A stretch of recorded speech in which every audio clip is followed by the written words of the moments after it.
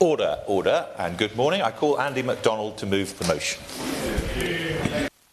Mr. Jeremy, it's a pleasure to see you in the chair this morning. I'm pleased to have secured this debate today to discuss outsourcing in government departments, where I also intend to refer to outsourcing of public services more widely, to discuss some of the negative consequences of outsourcing and the opportunities of a new wave of insourcing, and to acknowledge the government is putting together its national procurement policy, which the Chancellor said last week will be published shortly. I'm sure the Minister will have a lot to say, more to say on that shortly.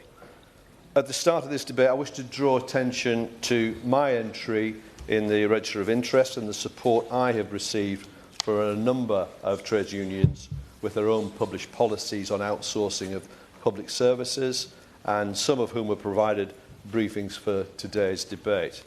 So, Jeremy, I first wish to set out some of the background to the outsourcing of public services and its growth in recent decades, before setting out some of the steps I hope the government will be taking in the coming days and weeks to begin a new wave of insourcing.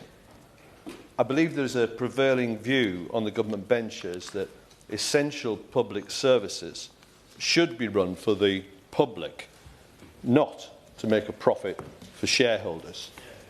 An emphasis on competition and markets has undermined the public service ethos associated with public services and has too often worked against the public interest. On that point, my little friend, I thank my honourable friend, and can I start by thanking him for years of work in this area, and he's been instrumental in forwarding and shaping this government's policy in this area. But would he agree with me that all too often we see, in particular in the public sector, outsourcing is sometimes disguised in many different shapes and forms, but the reality remains it is backdoor privatisation, which leads to lower standards, higher costs, and most importantly, workers are treated as second-class citizens, and it disproportionately impacts on BAME communities. And would he agree that the central issue is one that was in the New Deal? Is it in the public interest? And the answer to that is it never is. I thank my honourable friend for his kind words and would wholeheartedly agree with his comments. The whole premise of outsourcing has been to reduce costs, and that is visited in terms of pay and other terms and conditions for the workforce, and it does impact disproportionately the way that he describes, and I'll come on to that in my speech shortly. But all too often, wider social, environmental and economic implications have been eclipsed by the pursuit of narrow, short-term cost savings and an insufficient assessment of the overall costs and longer-term impacts. Since 1979, under the Conservatives, starting with compulsory competitive tendering, there's been a huge growth of private business involvement in public service delivery and its scale. This has resulted in more fragmented, poorer quality services run by companies seeking to renegotiate contract terms with staff, often women and minority ethnic employees, as my honourable friend has described, the subject of squeezed terms and salaries. The last Labour government invested in public services, but it did not slow the growth of outsourcing. And that in turn allowed the coalition to expand it further, with austerity encouraging public bodies to turn to outsourcing as a means of reducing costs, whilst ideologically driving it through a white paper, Open Public Services, which argued that few services should be exempt from outsourcing. That's where we were in the run-up to the recent general election, before which Labour set out a clear message on outsourcing. In February 2021, during the height of the COVID pandemic, the now Chancellor set out her concerns with outsourcing. Those levels of spend on outsourcing were worth £249 billion in 2014-15 and had reached 296 billions by 2019-20. That is a significant sum which dwarfs the NHS budget. And the Chancellor, when the Chancellor said, outsourced services are not integrated into the fabric of our communities. Unlike our public services and providers, like charities, many of which offer vital frontline services, outsourced companies have not built up trust over time and lack the vital local knowledge and flexibility required. Furthermore, she added, a shadow state has emerged and it is unaccountable to the people. Even before the pandemic, the government spent an extraordinary £292 billion in outsourcing, over a third of all public spending, and that level is rising year on year. The public, she continued, pays for these contracts, yet so often it cannot adequately scrutinise many of them. This secrecy must stop. And to set out the case for that, I want to highlight some of the experience of outsourced workers represented by a number of unions. In the civil service, the PCS union states that there is a widening two-tier gap between directly employed and outsourced workers as pay and terms and conditions for the latter erode, with civil servants reliant on universal credit and workplace food banks, whilst departmental budgets are stretched to deal with the inefficiency of picking up the cost of tendering and awarding contracts, which themselves have to deliver a profit for the contractors. Will my good friend give way? I will indeed. Thank you. I thank my good friend for giving way on that point and thank him for securing this very important debate. PCS workers in my Liverpool Riverside constituency who work for DBS are currently in dispute because of inadequate contracts, which are putting an additional burden and stress on those workers. PCS have continually called for the insourcing of those contracts. So would my good friend agree with me that the government needs to commit to its policy in terms of insourcing, because we know that workers are suffering, and not only workers but children and adults, because of the outsourcing of those services to local authorities, and this needs to change immediately. I thank my honourable friend for her intervention. She's entirely right, and that's yet another example, just highlighting the tension and the conflict between delivering high-quality public services, driving down costs, and leaving the people who deliver the services in poverty, and that has to be addressed. And similarly, in the railways, Sir Jeremy, the RMT says outsourced workers struggle to make ends meet and directly attribute that to outsourcing firms profiting from low pay, with many outsourced workers' wages anchored to the minimum wage and without rights to occupational sick pay and decent pension schemes. They argue that insourcing could not only lift living standards by putting money into people's pockets, but can raise the productivity of workers, tackle structural inequality, and even achieve greater efficiency in public spending. And it's time to start a wave of insourcing now. In the civil service, the government has come to office with numerous disputes having recently taken place or are currently taking place between outsourced service contractors and their employees, including various instances of industrial action. This is both disruptive and costly to the civil service, and is a result of those service providers holding down the pay of their staff, particularly in facilities maintenance areas like cleaning, in catering and in security. And their union, the PCS, wrote to the Prime Minister in mid-July to discuss matters faced by workers across the UK civil service, including those working in contracted out and devolved areas.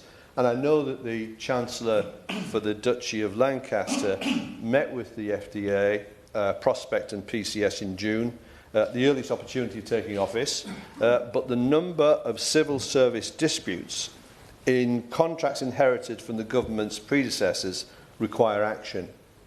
There are multiple disputes between PCS members employed as cleaners, post-room staff, porters, catering and reception staff in several government departments. But that is not limited to one outsourced employer, but G4S, ISS and OCS. And I would just... I thank my honourable friend, and he makes a powerful case. In Bradford, we had a situation where there was an attempt to have the outsourced backdoor privatisation, which was successfully fought off by myself along with the trade unions. Does he agree with me that the trade unions play a crucial role in this? And it is absolutely shameful that in the disputes he talks of, many of these organisations that hold public contracts refuse to even recognise trade unions. I thank my honourable friend for that intervention, and of course the issue of recognition of trade unions is something that's we're giving an awful lot of attention to, and as we see the Employment Rights Bill progress through this place, we'll be wanting to make sure that that is an issue that gets proper attention. But I just would like to comment to Jeremy, the people we're talking about are the very ones that kept this country going through the COVID pandemic, and yet we've come out of it and they're still in these dire straits. But I do want to mention the dispute involving G4S, as it's resulted in DWP buildings, including job centres, closing over several days. The DWP has been asked to intervene in the dispute and to set out the sanctions it's issued to G4S for failing to deliver its contractual responsibilities. And it wasn't that many months ago when I was on a picket line in Middlesbrough outside our job centre with G4S security guards who were expected to put food on the table at £11.40p per hour.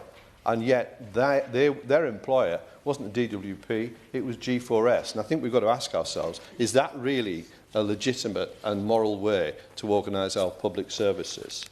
But in other disputes between the PCS and both G4S and other firms, ISS and OCS, they're in the business and trade, education, energy security and net zero, foreign office, science, innovation and technology, and yes, the Cabinet Office. The government should intervene and ensure the Government Property Agency meets with PCS to help reach a conclusion with the outsourced firms.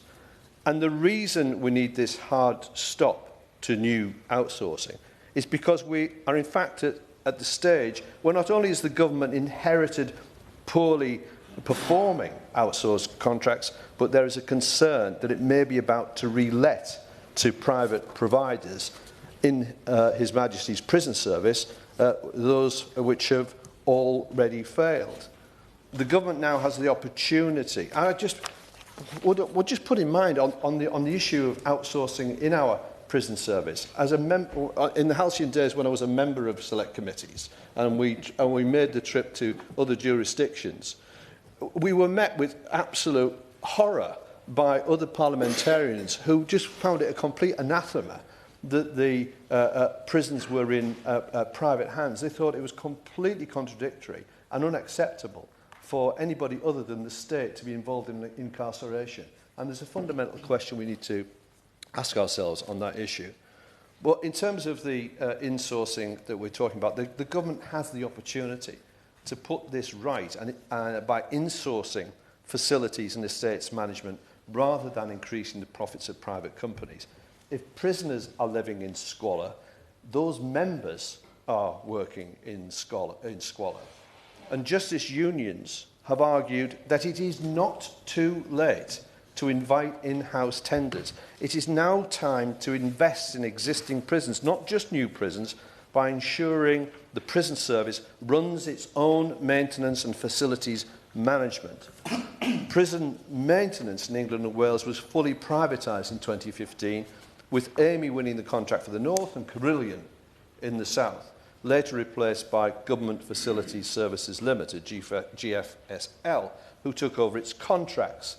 A race to the bottom continued, and now 10 years later, there is widespread prison squalor and an estimated maintenance backlog of almost £2 billion.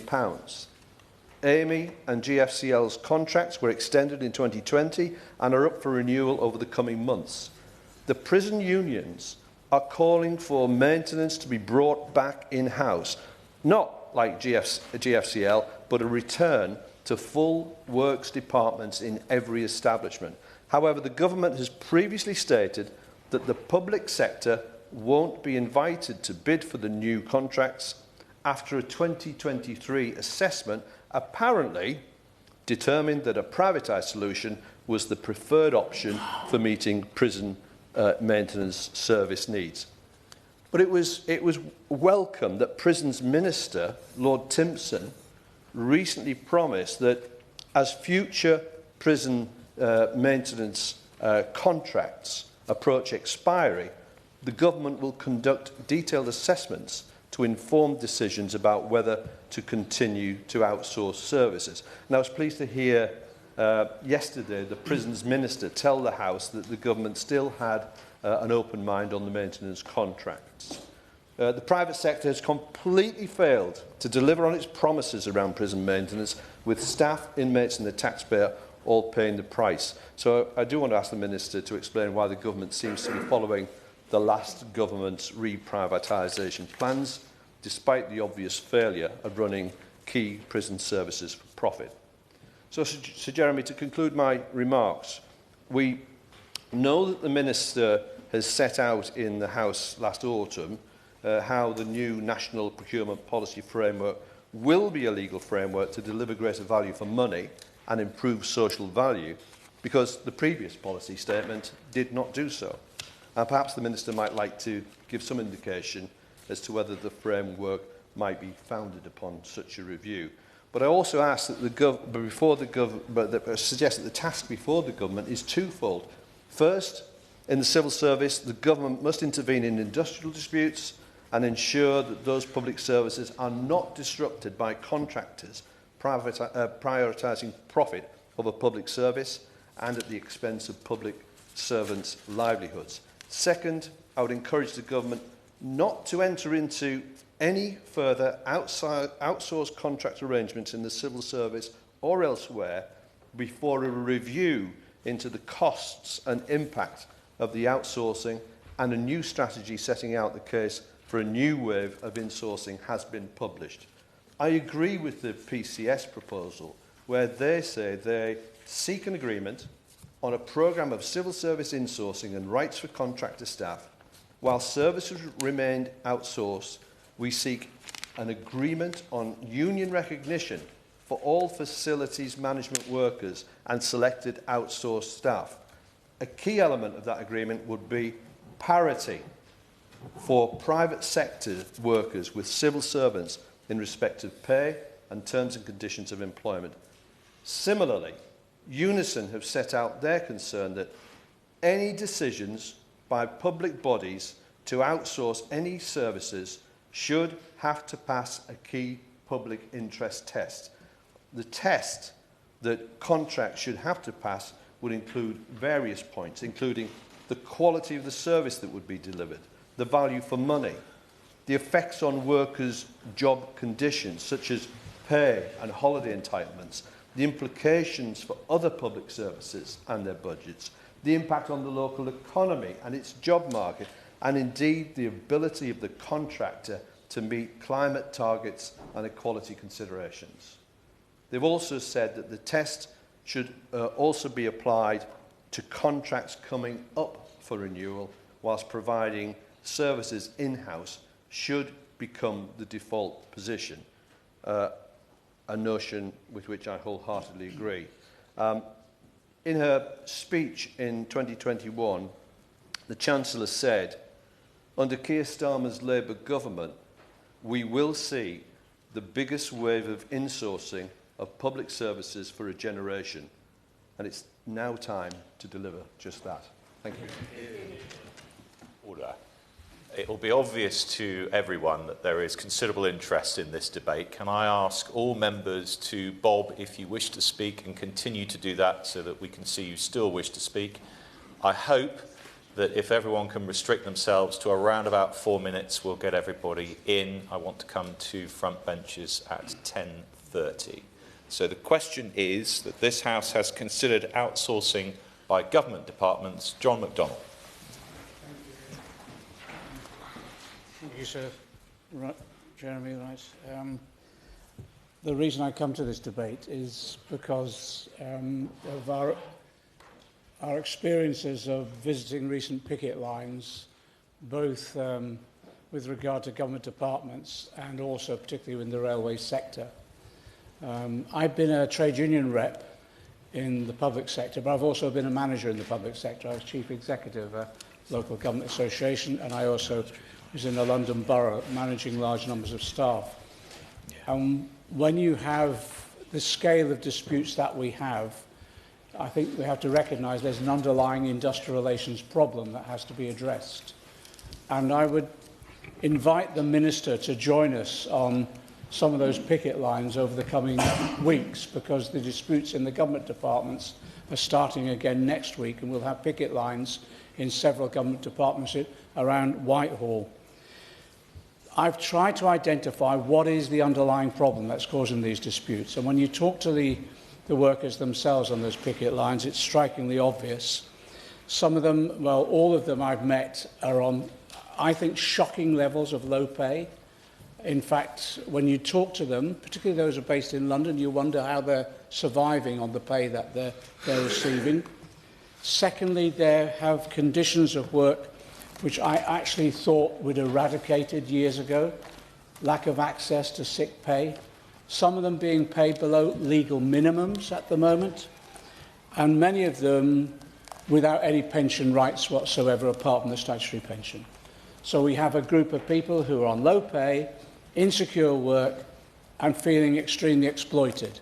And so therefore they have no other resort but to take industrial action. And what's interesting, I invite everyone to come on those picket lines and look around you, because the vast majority of those workers are from the BAME community. So there's an issue about inequality within our employment practices as well. Various unions have provided us briefings today, and most of them have done surveys of their members to actually get to what is the issue facing their members that they should be put into management. And some of those surveys are RMT did a survey, and the response they had from their members, and they've got about 10,000 members that have been outsourced on trains, and TfL on cleaning 2,000, NetRail again 2,500. What's happened then, their survey came back, was 80% of their workforce that have been outsourced are saying they're just struggling to meet their basic needs, paying the rent, paying for the food, etc. 90% were worried about bills coming in. And what was interesting, over 80% of them were actually saying, actually, we do come to work when we're sick because we can't take the time off. We can't even afford to be sick. So that's why their disputes are taking place. And there's the same old companies, I'm afraid. It's G4S, ISS, OCS, and Mighty. And these are companies that have made extensive profits out of the outsourcing, and the bulk of their profits are obviously made from the low pay that they're forcing upon their members. And again, it causes a real anger amongst the workforce when they're seeing these companies paying out high dividends to shareholders, whilst at the same time they won't pay them a decent wage. I think there needs to be an understanding in government that if we are to have decent public services, there has to be a re-examination of how we provide those public services. And I agree with what's been said by the deputy leader of our party, the Chancellor, that we do need the biggest wave of insourcing in a generation, because I think this is the way to tackle the insecure work, low pay, etc. My honourable friend has raised the other issue about this, is actually it has an impact on productivity. If a worker is exploited, if they're not paid properly, if they're worried at work about how they're going to survive, it does impact upon how they deliver the service. It's inevitable. It would to all of us. And as a result of that, we have found that productivity issues are a real problem in some of these sectors. And what that is producing, unfortunately, because the old Treasury Green Book model is even more outsourcing being justified. It become a vicious circle then. So therefore, certainly.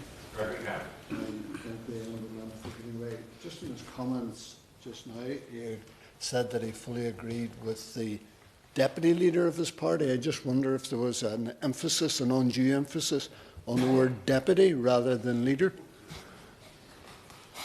Lost on that one completely. There's conspiracy theories here that I've never even heard of, even thought of. So I'll pass on. Very briefly, I'll try and reduce. Very briefly, what we're asking the Minister for today is a strategy. The first step in that strategy must be to meet with the unions themselves. A number of the unions have asked, can they have a meeting whereby, department by department, they can work with the government, looking at what contracts there are, seeing how those contracts can be brought in this biggest wave of insourcing in a generation, and how the legislation, if necessary, particularly the employment rights bill that's going at the moment, can include that, the initiative, the rights and responsibilities to bring that insourcing about. There's a strategy here that can be developed alongside the government's procurement policy that can address all these issues, and actually at the end of the day will be cost effective for the government in the long term. It's a pleasure to serve under your chairmanship, Sir Jeremy. I congratulate my honourable friend, the member for Middlesbrough and Thornaby East, on securing this crucial debate today. I have had the privilege of standing in solidarity with the facilities management staff and speaking at the PCS pickets that have been mentioned by others in this debate. Their demands could not be clearer. Fair pay, better working conditions and an end to outsourcing in government departments, while delivering vital services such as cleaning, catering and security to keep civil service departments running effectively. Those employed on outsourced contracts are treated as second-class employees compared to their in-house counterparts. The result in a two-tier system with a sharp racial divide. BAME and migrant workers are disproportionately employed in these roles. Last year, we saw the long and hard-fought dispute between the Department of Education and its outsourced cleaners come to an end.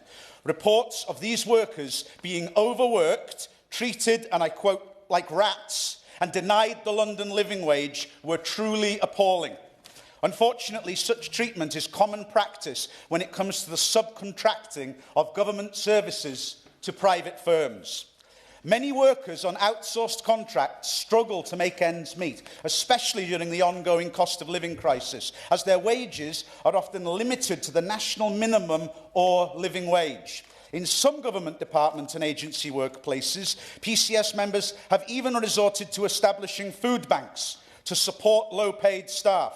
Adding to their economic insecurity, these workers are also excluded from access to decent pension schemes. The current outsourcing model also weakens the government's ability to hold companies accountable. Basic protections for outsourced workers, such as company sick pay, are shirked, often forcing employees to continue working while unwell, as they cannot afford to take time off. These outsourcing practices propagate the exploitation of employees. The companies behind it can easily avoid taking responsibility for poor pay and conditions. And the quality and fairness of essential public services are being compromised all the while. So I ask, will the government honour the welcome promise of the biggest wave of insourcing in a generation? Will they bring these services back in-house, where they belong, and show their loyalty to the cleaners, the security staff, and all the other undervalued workers who keep this country running, not the profiteering directors of outsourcing companies? Diolch yn fawr.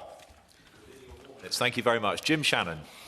Mr. Chairman, first of all, a pleasure to serve under your chairship, and a big thank you to the Honourable Member for Middlesbrough and Thornby East for bringing this before us today.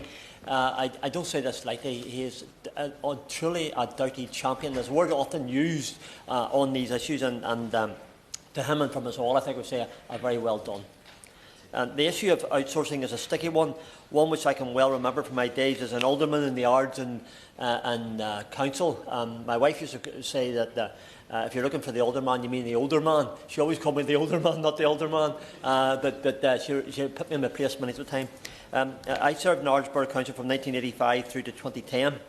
I can well recall the arguments for and against, the financial arguments weighed against the control that you have and that you lose. So I want to give a very specific example, and one which hopefully will illustrate and support what the Honourable Gentleman is putting forward, and others are complementing as well.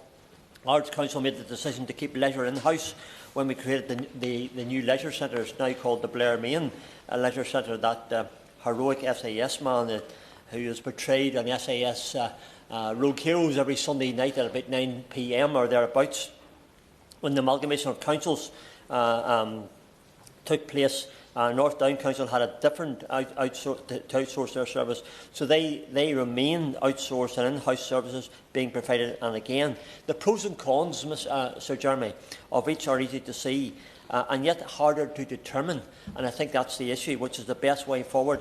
And this, I believe, is the most effective example that I can think of personally to outline how we can never believe in one-size-fits-all approaches. Very happy to give way.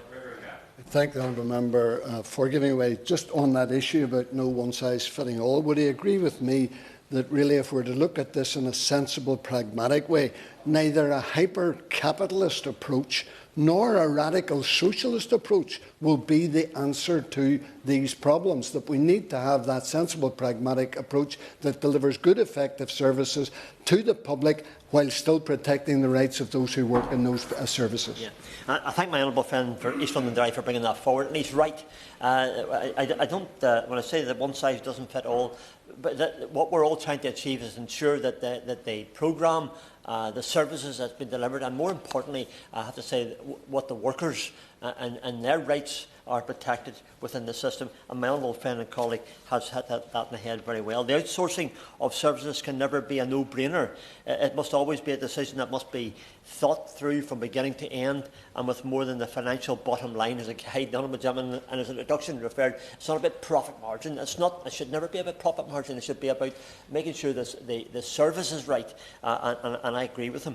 Within all this, we need to be sure that source companies are behaving in an ethical way in terms of zero-hour contracts, etc.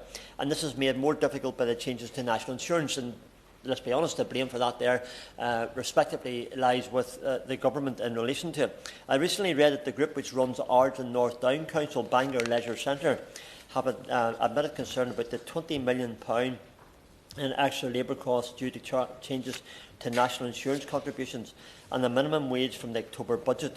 As always, there will be an effect. This will affect profits, and I have a real concern that the loser will again be the low-paid worker with minimal rights. And I do believe that this must be taken into consideration when considering outsourcing, and that's a key issue for me personally and what I look at.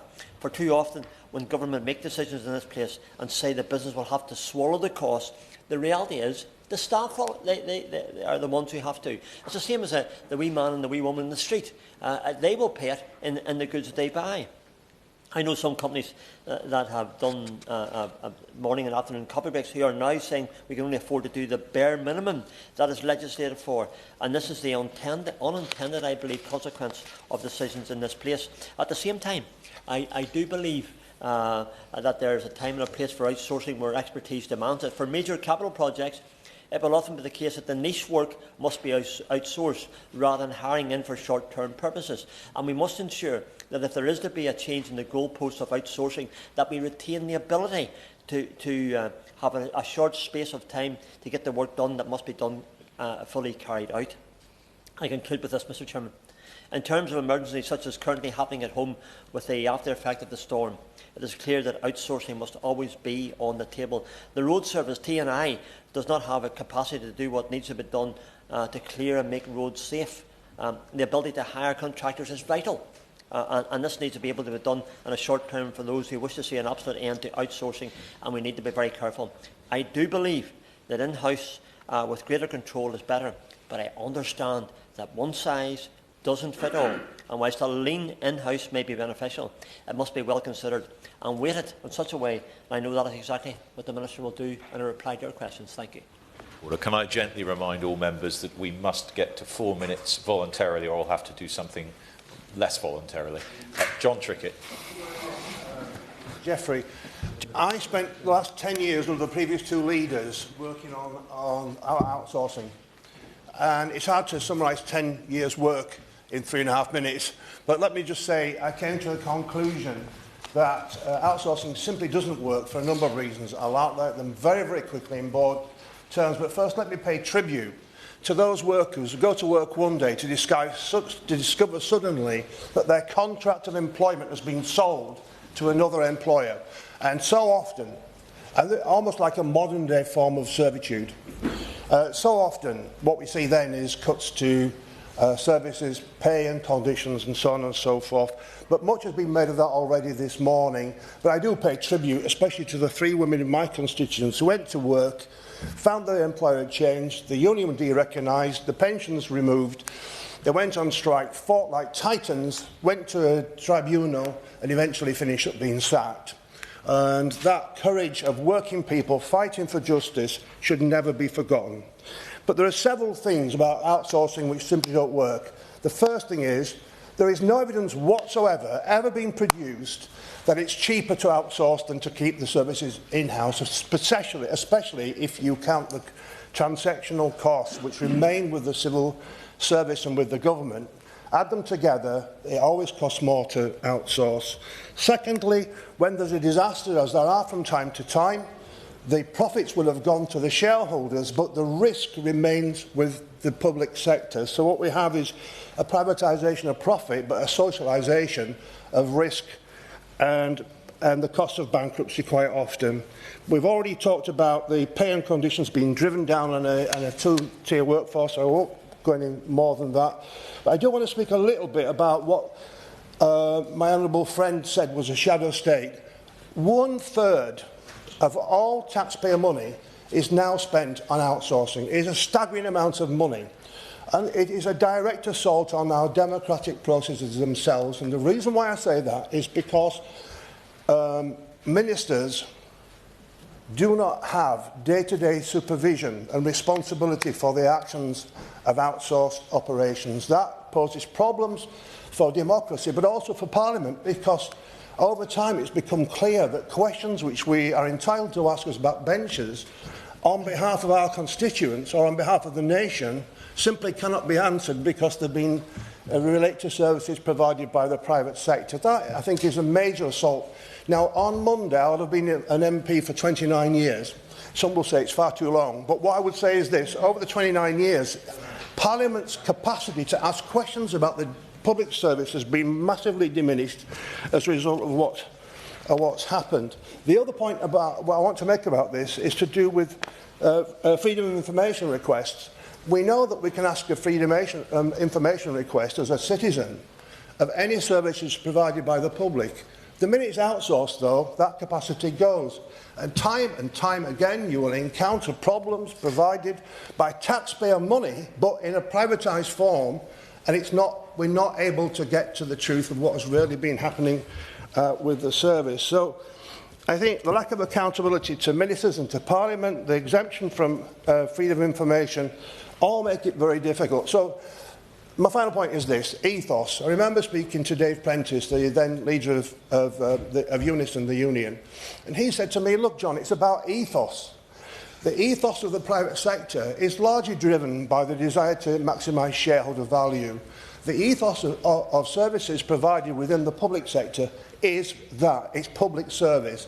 And that difference between the two kinds of ethos is at the centre of the problem which we face when we deal with outsourcing. So my final point is this, and I'd love to speak longer on another occasion about these matters, but it is that, excuse me, it's this, that I came to the conclusion, in the end, the only way to deal with this is to have a presumption, a legal presumption, in favour of insourcing.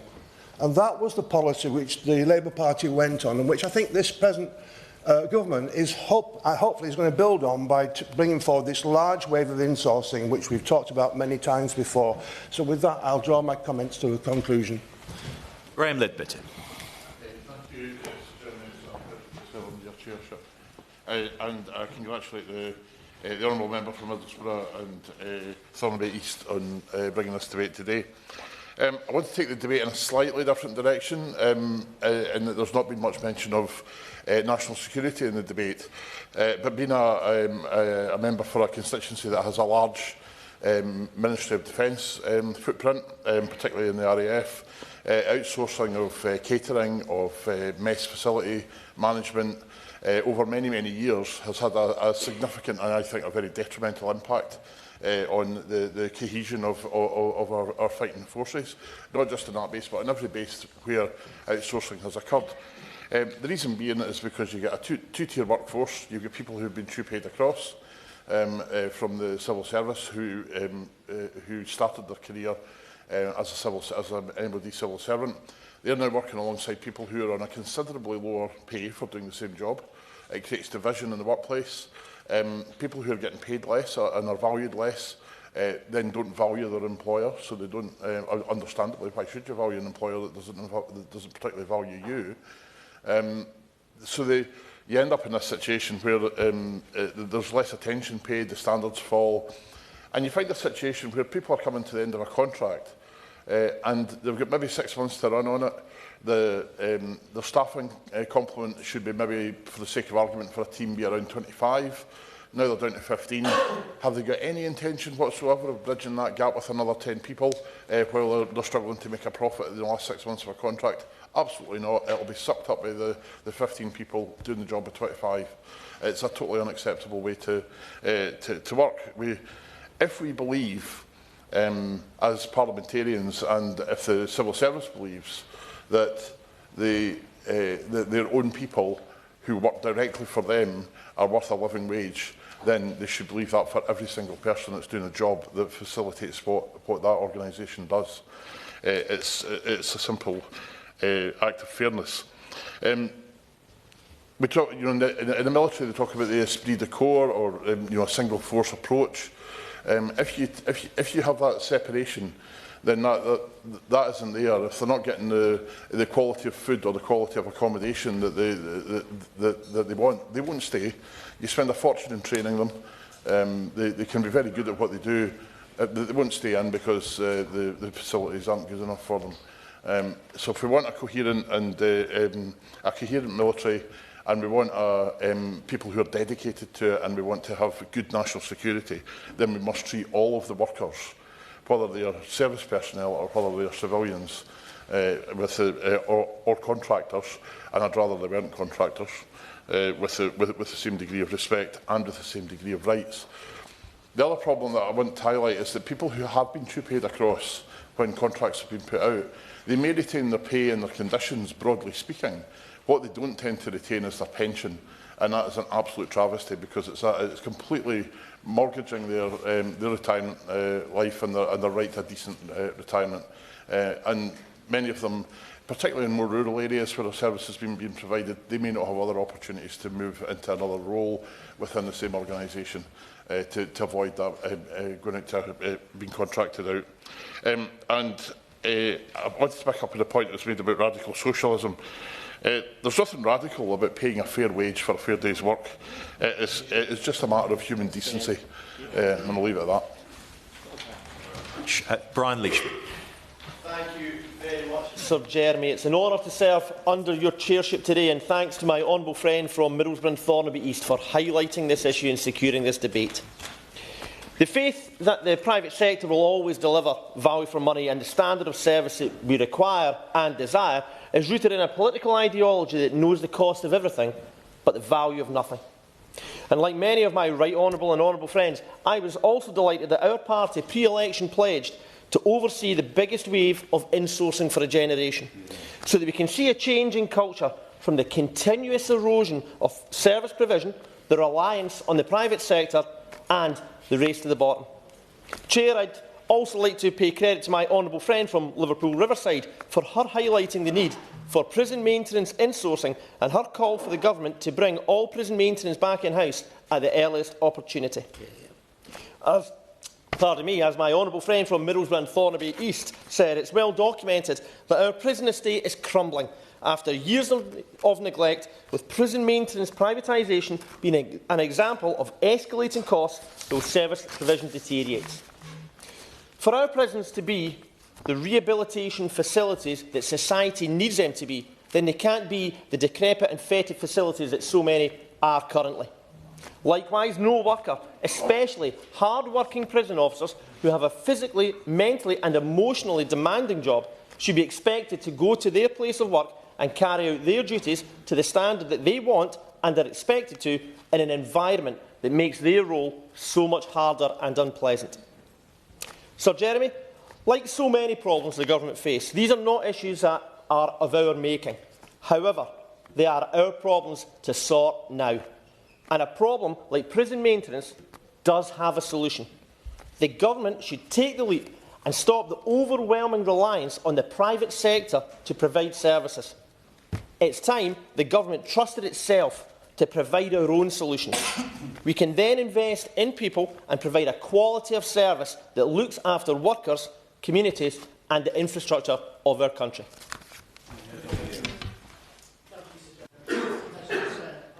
Serve under your chair. I'd like to make a few points about public sector capabilities, the profit motive compatibility and the process for outsourcing. But before I start, I'd like to reinforce the member for Alloa and Grangemouth's comments about ideology. It's important to point out that the claims that are made about the outsourcing benefits are not rooted in scientific facts. They are very contestable beliefs, and I think people have put forward evidence against that notion today. And I feel like that's worth underlying, because too often when I have talks with officers at local authority level or government bodies, it is accepted as fact that the public sector is somehow clunky and more expensive than the private sector, and we really need to continue to push back at that at every level.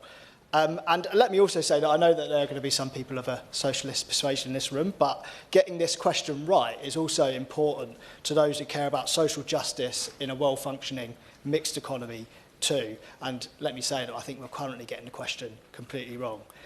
So on public sector capabilities, we infantilise the public sector. We talk about it in a way that is incapable of producing top talent or incapable of producing brilliant innovations, and yet we've got so much evidence to the contrary. We seem to accept that because the private sector can offer higher wages, that somehow that always delivers better outcomes. But that's clearly not true.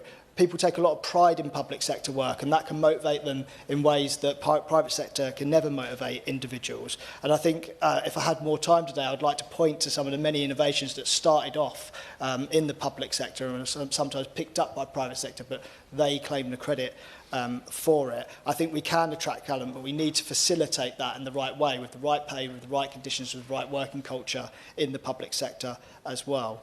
The profit motive, I understand in many ways that it can be in conflict with the aims of us in the public sector. I've seen it myself at a local authority level, where we contract out housing repairs and jobs are always done to task instead of to the satisfaction of the resident. We've since brought our housing repair services in-house and seen much better outcomes from the perspective of residents, because people are arriving at the properties and trying to make their properties good rather than just working to the job that is on the ticket. But the other thing that worries me more is about market regulation. I think we have very poor market regulation of contractors, and it allows monopolies to build up or oligopolies to build up very, very quickly. We've seen this probably worst of all in the children's home sector, where that's a service that used to be delivered by the public sector. The public sector has lost its expertise and capability in many respects to deliver properly in that area, and we've got private equity firms now that have eaten up the sector, completely oligopolised it, and as a result captured that market and charged local authorities through the roof for services that public sector should certainly be delivering. And the reason I make those points is to explain how I understand the profit motive and poor markets can lead to bad outcomes, but also to say that I don't feel like it has to always be that way. And crucial to this is about procurement and contracting expertise. Now, I think I default to the position that many people have expressed in this room, which is that insourcing will very often be the better way forward, particularly when you start to enforce proper pay and conditions for the labour force. But there will be situations where outsourcing makes sense, particularly where specialist skill sets are required that perhaps not able to be retained in-house because it's not the right thing to do in terms of local authority budgets and so on. But in those situations, what we need to make sure that we have is the very best, the very toughest negotiators and contract specialists in-house. And I feel like this is where outsourcing falls down time and again, because there is an over-reliance on the private sector's expertise, the private sector's views on what's best for the contract, and we end up losing out every single time. So we need to have much better standards on what we expect in the outcomes of the contracts, an ability to break those contracts much sooner if those outcomes are not being delivered. We need to be able to monitor it and enforce it better as well. And the points made about labour conditions and pay need to be non-negotiable, because if the only way that outsourcing is working out cheaper for a local authority is to tread down on workers, then that's not a good enough reason to be outsourcing a service. So in conclusion, I think that the government is inheriting decades worth of assumed knowledge about this area, where people feel that outsourcing is the only route forward for many services, and I hope that this government is going to start to review that and think again. Thank you. All right, I've got 10 minutes left. I'm hoping to bring 3 more people in, so can I ask colleagues to restrict themselves accordingly? Graham Morris. Thank you. It's an honour to serve under your chairmanship, Sir Jeremy, and if I may, I'd like to wish the Minister, members and staff Kung Hei Fat Choi, Happy Chinese New Year. I want to congratulate my good and honourable friend, the member for Middlesbrough and Thornaby East, for securing this important debate on outsourcing, but also for all the excellent and unseen work he does in the background and has done for many years. Outsourcing has become deeply embedded in our public sector, yet it remains inefficient and a flawed model.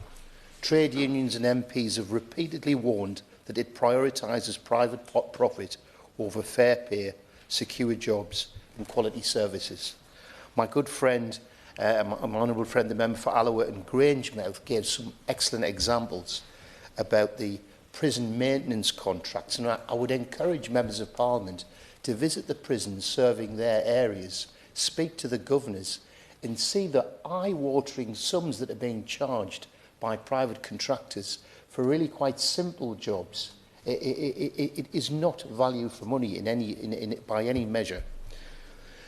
While colleagues have raised various concerns, I want to try, in the 2 minutes I've got, to focus on 2 issues: the creation of a 2-tier workforce and the failure to deliver for taxpayers value for money.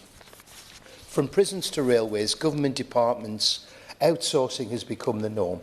But for many workers, this means low pay, insecure contracts, poor conditions, while private firms reap significant financial rewards at public expense. This can't continue. In the case of the civil service, every worker deserves dignity, respect, fair treatment, yet this is far from the reality for outsourced staff. Despite working alongside ministers and civil servants, they are denied company sick pay or departmental sick pay, decent pensions and access to civil service pay scales. These exploitative employment practices exist at the heart of government, and respectfully I would remind the Minister that within her own department, outsourced workers are being denied sick pay from day one. Beyond this, we need a complete overhaul of outsourcing in government, and at the very least, government departments must require private sector contractors to engage in meaningfully with trade unions to ensure fair pay and conditions for all.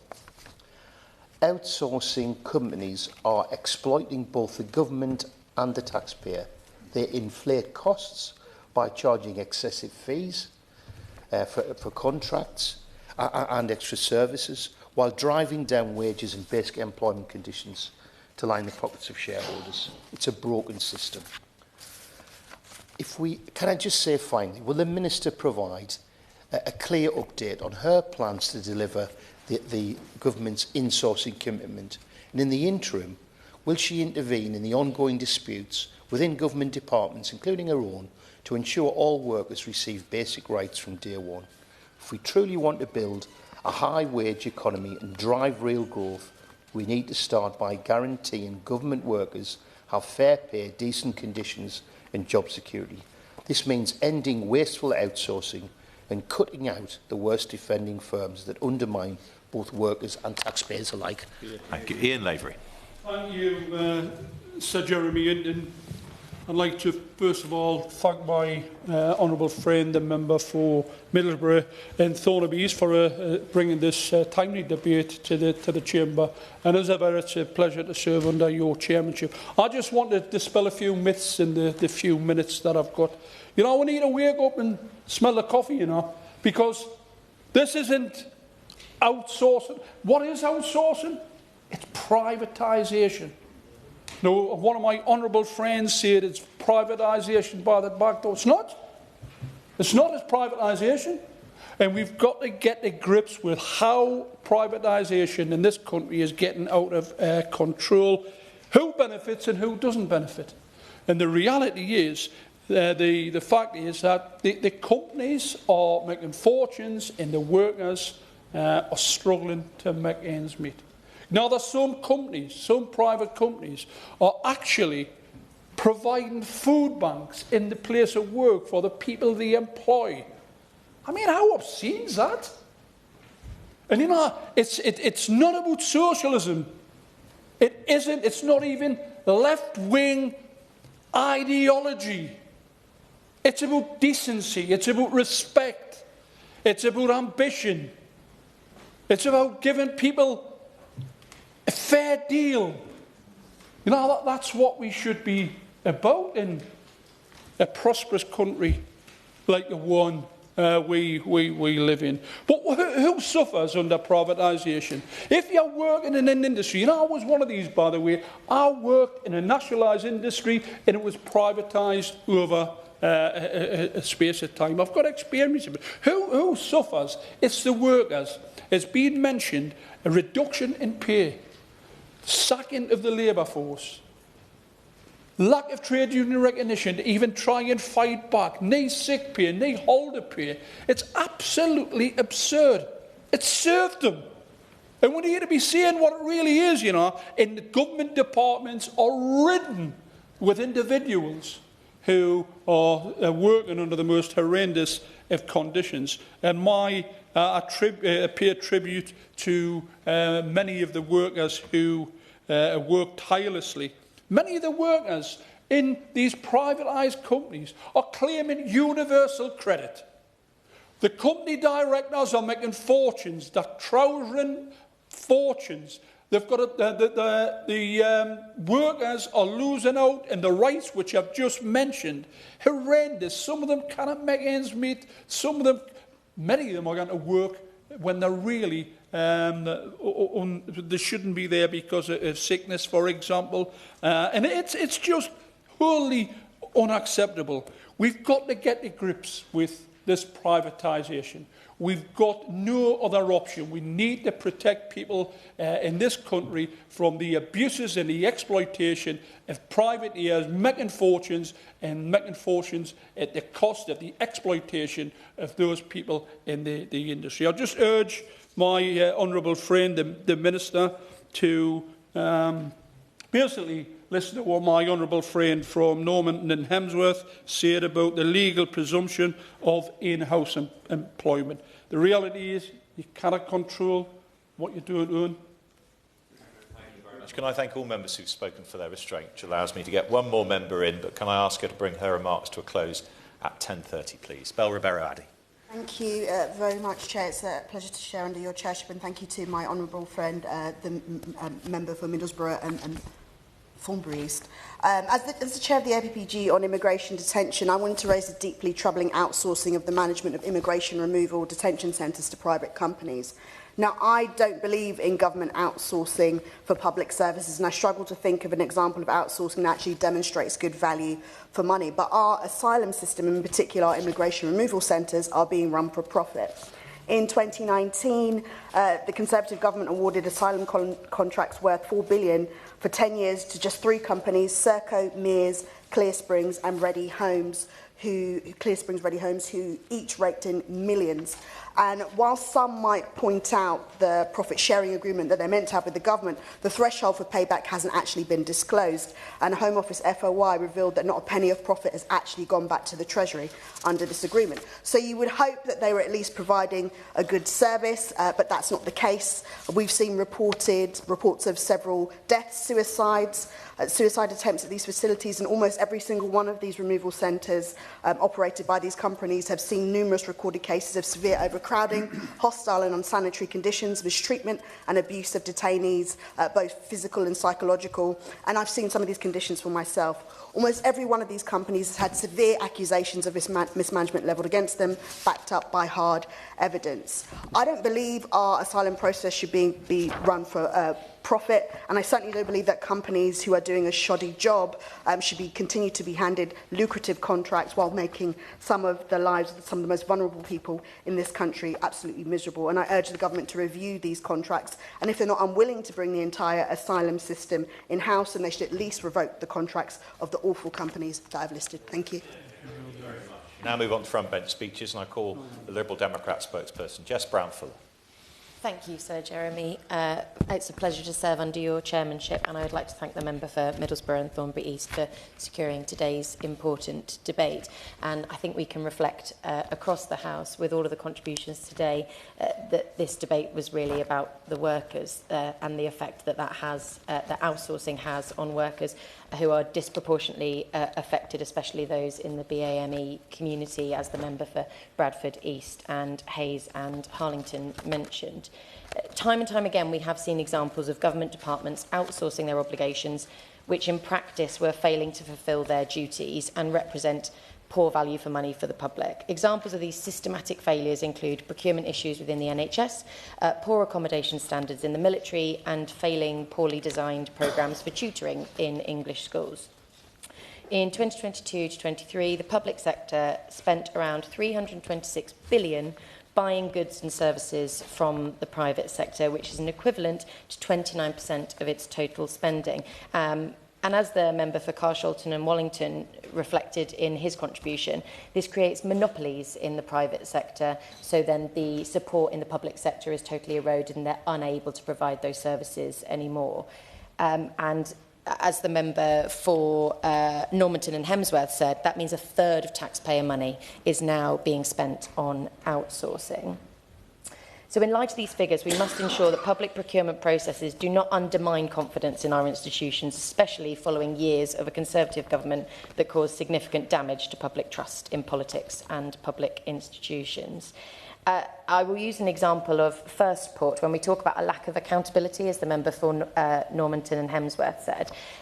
You've got Firstport, which is a land management company. You've got local authorities reneging on their responsibilities to take on the responsibility of new roads. So you have land management companies coming in, charging excessive fees on the homeowners. And then us as politicians, and I know this has happened in all benches, the Conservatives, Labour, the Liberal Democrats, we've all hauled this company in to say you are treating your householders poorly. But how do we actually hold them to account if they are a private company that is providing a private service? So nothing changes unless we bring that back in-house. During the COVID pandemic, there were clear failures in procurement processes, particularly through the use of VIP lanes for government contracts. This led to £9 billion being wasted on PPE that had to be written off, and £2.6 billion spent on items deemed not suitable for the NHS, accounting for 1 in 10 items that were purchased overall. So it is imperative that robust rules are in place to guarantee that vital public spending is conducted effectively, efficiently and transparently, avoiding scandals like the misuse of VIP lanes. And there are huge opportunities within the NHS to get this right. So the government should investigate the merits of national commissioning and procurement of the National Institute for Health and Care Excellence, such as approved digital technology, devices, diagnostics, much like they do currently for medicines. There are some fantastic examples in our healthcare system of ICBs using commissioned services that have improved patient experience and are creating a more joined-up health pathway. But we don't see those best practice models then rolled out across the whole of our healthcare service because of the fragmented approach to procurement and individual ICBs doing their own commissioning. Far from restricting choice for local NHS trusts, cutting costs of new tech and digital services could make them available for the first time in areas where they currently aren't. So care boards often have to commission these innovations and services from companies separately, which causes a far greater cost overall. And many members said today, we have no evidence to show that commissioning these services out actually saves the public sector any money at all. The NHS has huge buying power, and the government should make the most of this to improve patient treatment. Commissioning based on NICE guidelines could also help clinicians better determine which devices or digital innovations actually work best for their patients. And when we talk about outsourcing, I think something that gets missed quite often is that frontline services in healthcare are all outsourced, because everybody working in the front line of our healthcare profession are not employed directly by the NHS. Our general practice, our pharmacists, our dentists, our audiology services, they are all outsourced, they are all private companies, and I saw this real effect in my constituency of Chichester recently when a GP federation who was providing doctors across the constituency and in the wider area fell apart. It closed suddenly, and suddenly you had lots of doctors who, as far as they were concerned, worked for the NHS, suddenly out of work, out of employment, with no recompense. And we know we have a crisis. We know we need doctors on the front line providing those general practice services. And when a private sector collapsed, there was nothing there available for them, when they always felt like we are part of the NHS. The Liberal Democrats also really want to improve the standard of the Ministry of Defence housing by reviewing outsourced housing and maintenance contracts, which have represented poor value for money, leading to inadequate accommodation for our service personnel, as well as the facilities often being outsourced, as the member for Moray West, Nen and Strathspenney said in his contribution. In my constituency of Chichester, the Thorney Island barracks have long been calling for improvements to accommodation and infrastructure facilities, and I was glad, therefore, to hear about plans of new accommodation to be constructed this year. However, too many of our service personnel across the country have to put up with homes leaking sewage, with inadequate rooms for their families and a lack of basic information about when the improvements will be forthcoming. The MOD has historically failed to get good value for money from its management of service family accommodation contracts, which is leased from Annington Property Limited by the MOD. In the 1990s, the Conservative government sold off housing accommodation to Annington, who themselves made 550 million in profits in 2021. However, the MOD is still responsible for the upkeep of these properties, with 5 maintenance contracts worth 640 million established in 2022. So we welcome the government's commitment to reviewing outsourced services through public interest tests to prevent a recurrence of scandals such as the PPE debacle and the challenges faced in housing provision for the MOD.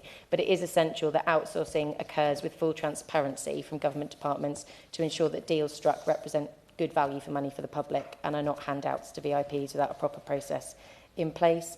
And we would also ensure that ministers receive annual training to prevent further standard scandals and enshrine the ministerial code in legislation. The Liberal Democrats will continue to call for measures which strengthen tests that prevent misuse of public funds and rebuild trust in our institutions. Thank you. Thank you. I call the Shadow Minister, Mike Wood. Thank you, Sir Jeremy, and I congratulate the honourable gentleman for securing this debate. He may not be surprised to learn that I don't agree with his general position. I also thank the many members who've contributed today, and I must admit some of the contributions from the government side did leave me feeling a little nostalgic, although I suspect that perhaps the Prime Minister and some of the government whips might prefer them to keep them under wraps a little more.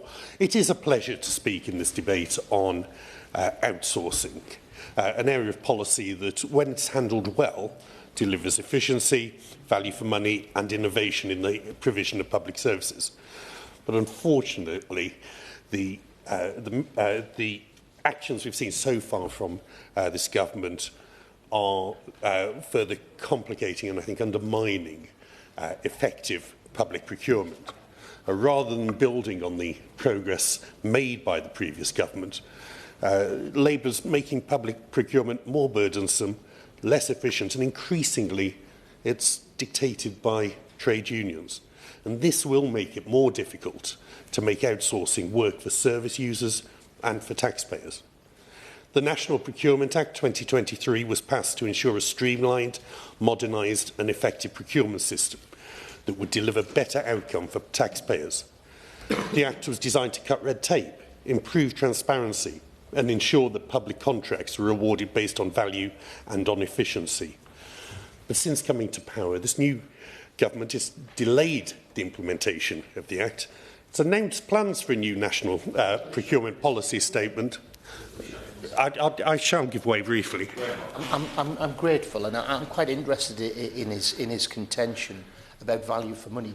Does he actually believe that the prison maintenance contract delivers value for money for the taxpayer? I think there have been numerous reports, and not least the Institute for Government, that have found that in many areas of government activity, that outsourcing public procurement from private providers improves the service and the value for money for the taxpayer. Of course, when it's done badly, and I think the probation service is the obvious example that shown, as one that clearly never worked, although the pandemic certainly brought things to a critical point. I think it was becoming increasingly difficult to argue that private provision was providing a satisfactory service before the pandemic. But on public procurement, the National Procurement Policy Statement was still waiting for just less than 4 weeks before the new Act is due to commence. Now, the new government claims that the National Procurement Act in its current form doesn't meet their vision for harnessing public procurement to deliver economic growth, value for money and social value. But it looks increasingly like what they mean by that is that they want to use public contracts as a vehicle to expand trade union influence within government, imposing costly and unnecessary regulatory burdens on businesses. Because even in the absence of a national procurement policy statement, the government is introducing further restrictions and bureaucracy through what they call making work pay. But for a lot of employers, it's looking a lot like just making jobs more expensive. Businesses seeking government contracts are to be required to demonstrate trade union recognition, access for union organisers, collective bargaining arrangements, adherence to so-called fair work standards that go well beyond legal obligations, and other social commitments. These requirements will not only apply to large firms, but of course to SMEs as well, as confirmed in recent parliamentary answers. And doing a lot of the good work in the National Procurement Act that aimed to open up public procurement contracts to a wider range of smaller businesses. And this isn't about fair treatment of workers. UK employment law already provides robust protections. This is about allowing unions to dictate the terms of our public procurement, favouring firms that meet ideological criteria rather than those that offer the best value and most efficient service. I shall give way to the honourable gentleman. Thank you very much for giving me.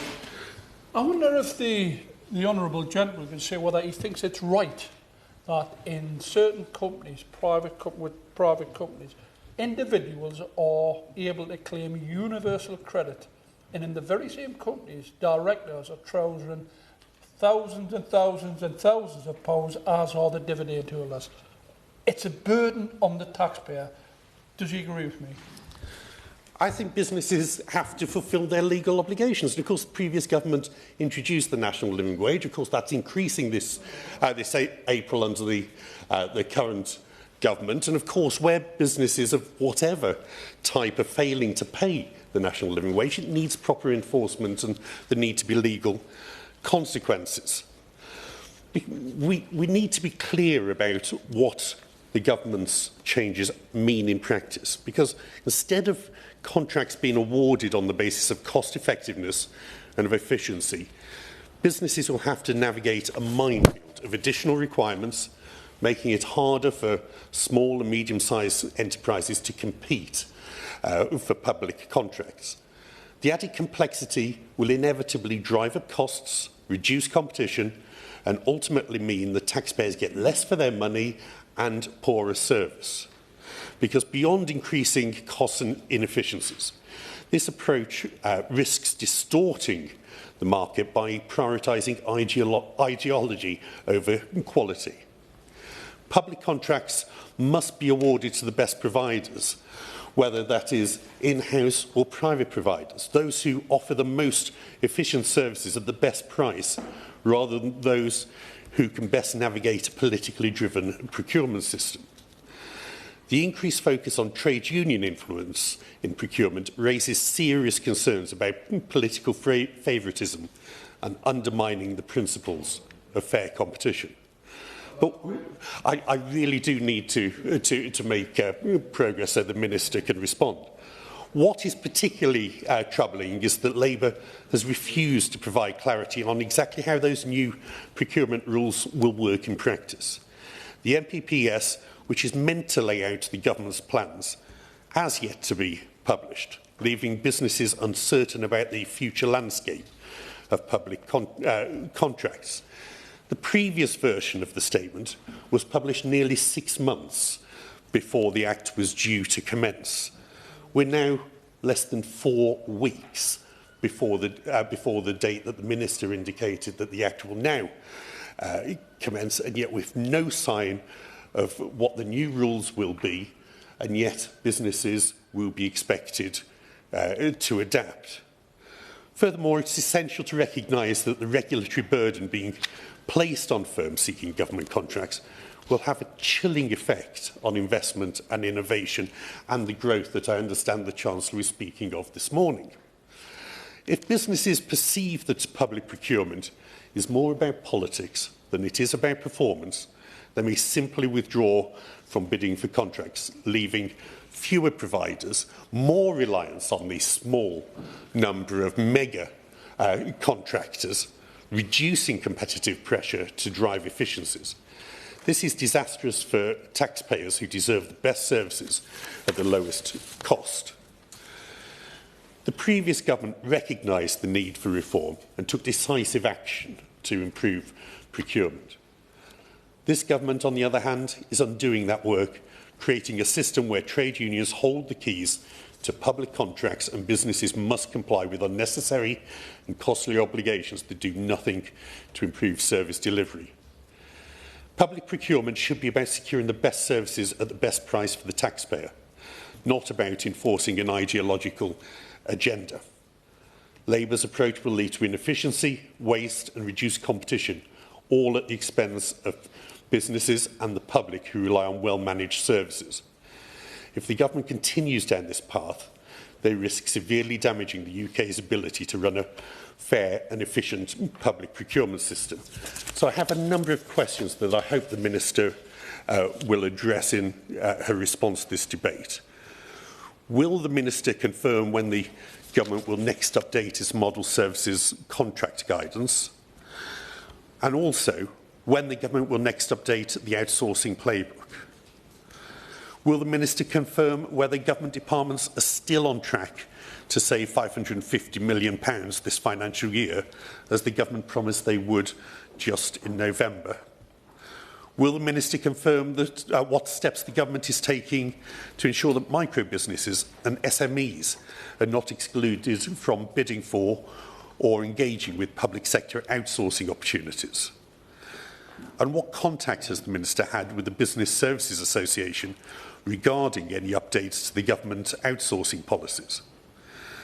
What discussion has the Minister and her colleague had with colleagues at the Crown Commercial Service regarding the operation of the RM6277 framework?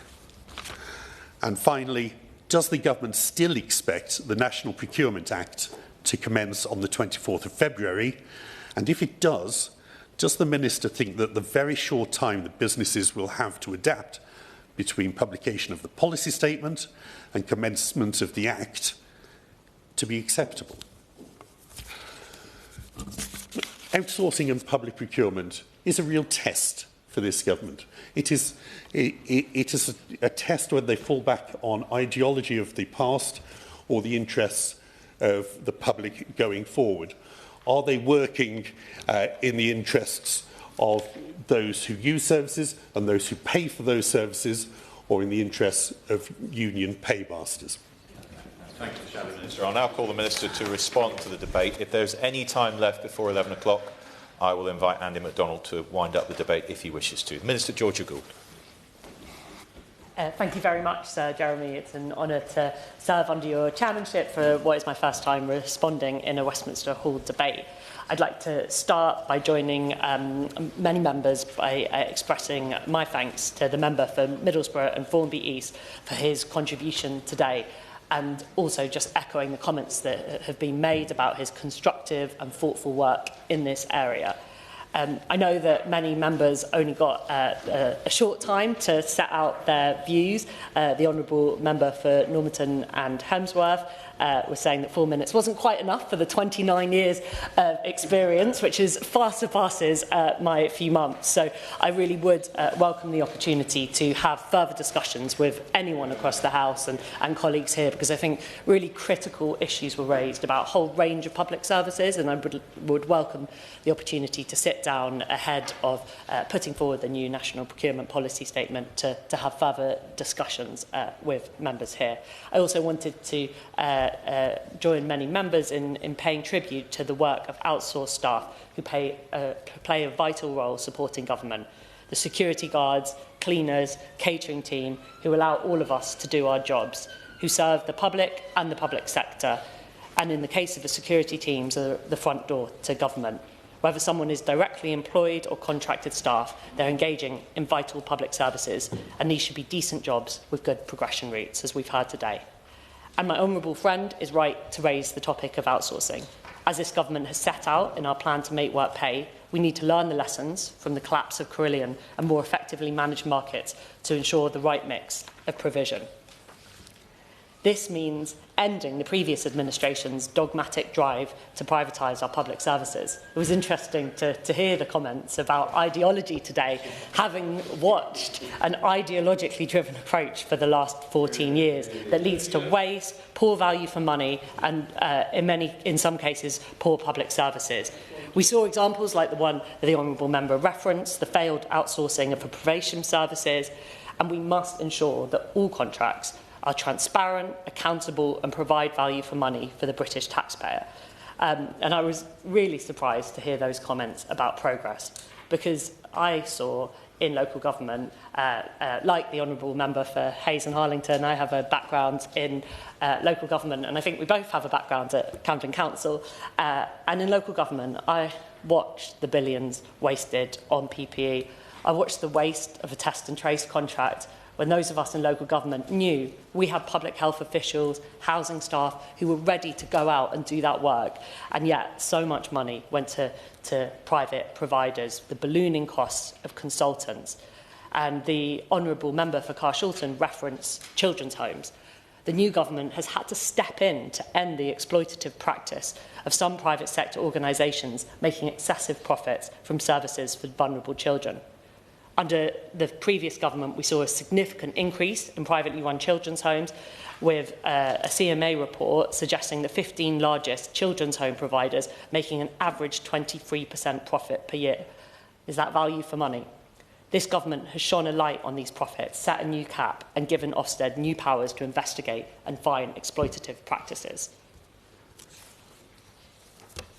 As the leader of a council, I saw how in-source public services, when managed carefully over time with a robust assessment of benefits and outcomes, can deliver savings for taxpayers and can deliver better public services. I saw during COVID how our in-house repairs service immediately moved to delivering food, often volunteering long hours to support residents. I saw the pride and commitment that came from working from the council and the greater flexibility and innovation this could bring. And I agree with the Honourable Member for Carshalton when he said that there is huge innovation within the public sector. And as we've seen under the previous government, the outsourced services can too often deliver a race to the bottom on quality and standards, and a self-defeating approach that harms taxpayers and harms value for money. This government is absolutely determined to deliver good public services and better value for money, and this includes decisions about how to deliver public services to avoid the waste that we saw under the previous government. We've already begun to deliver reform of frameworks for outsourcing with provisions in the Employment Rights Bill to strengthen and reinstate the two-tier code introduced under the last Labour government. And the new Procurement Act will, to answer the Honourable Member's question, come into effect next month, creating a simpler and more flexible procurement system underpinned by a new mission-focused national procurement policy statement. And I didn't recognise any of the comments that were made about that work, and I have engaged deeply with SMEs, with businesses, with the voluntary sector, with social enterprise, with contracting authorities, and with trade unions and a wide range of stakeholders to ensure that the MPPS delivers our missions for the country, which includes and is growth, which is at the heart of what we want to achieve. This statement will set out this government's policy priorities, and contracting authorities will have to have regard to it when carrying out their procurements. This will be the first step to ending the last government's ideological fixation with outsourcing. And I'm pleased to say that the statement is almost complete, and we're continuing to have those conversations, and I look forward to laying it in both houses shortly. And I wanted to directly respond to the points that were made about outsourcing. I agree with Christina McAnea and Eunice's positions that the Honourable Member for Middlesbrough and Thornbury East highlighted, that stating that a public interest test should be in place before services are outsourced to ensure value for money and the best outcomes for services. The MPPS will set out how we plan to make it easier for public authorities to test the best possible model to provide value for money and outcomes for the taxpayer, and end the ideological presumption on outsourcing. Through these measures, the government will achieve greater value for money for the people and businesses of this country, and will move away from just relying on a very few large suppliers and be more open to investment across the country in the areas that need it most. And key to that is supporting SMEs.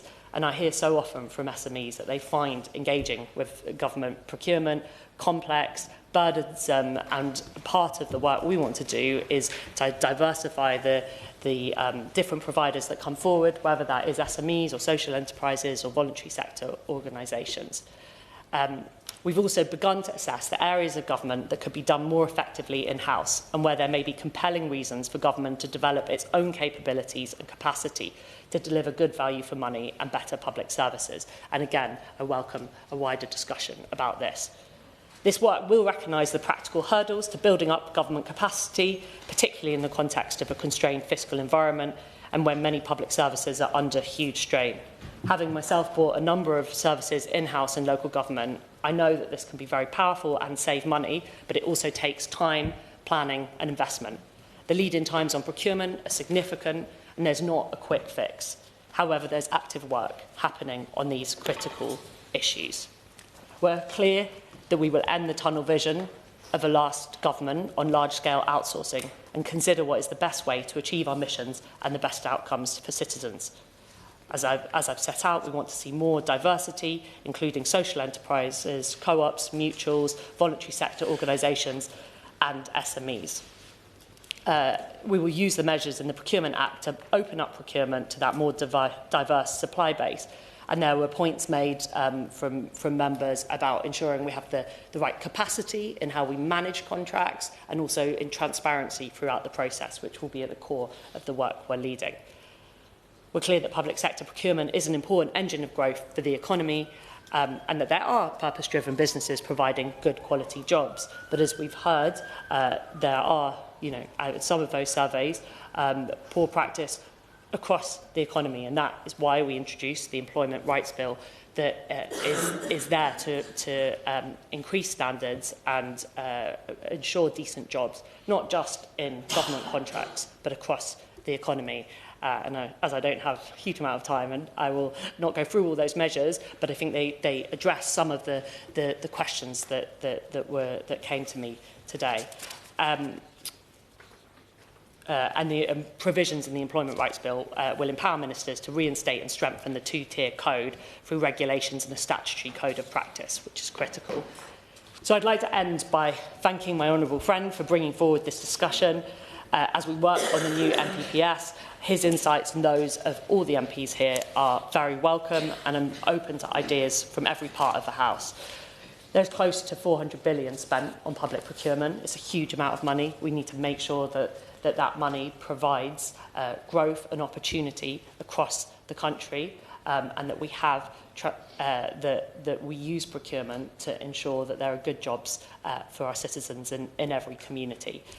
It's right that whenever we decide to spend taxpayers' money, we make an assessment of what will deliver the best outcomes for citizens and value for money. And unlike the last government, we'll never put ideology before people. I thank the Minister for her debut performance in Westminster Hall, and now put the question. The question is that this House has considered outsourcing by government departments. As many as that opinion say aye. And to the contrary, no. I think the ayes have it. The ayes have it. Order, order.